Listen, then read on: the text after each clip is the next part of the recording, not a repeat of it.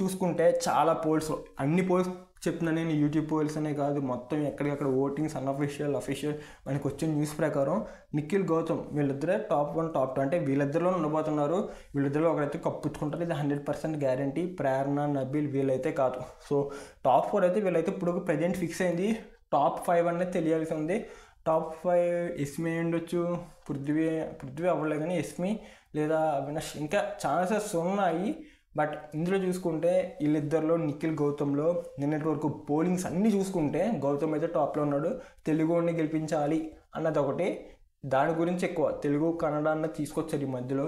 అంటే సీజన్ 7లో రైతు బిడ్డ అన్నది అలా తీసుకొచ్చారు కాంట్రవర్సీ. ఇందులో తెలుగు కన్నడ అన్న దాంట్లో తీసుకొచ్చి మన సోలో బై గౌతమ్కి అయితే ఎక్కువ ఓట్లు పడుతున్నాయి.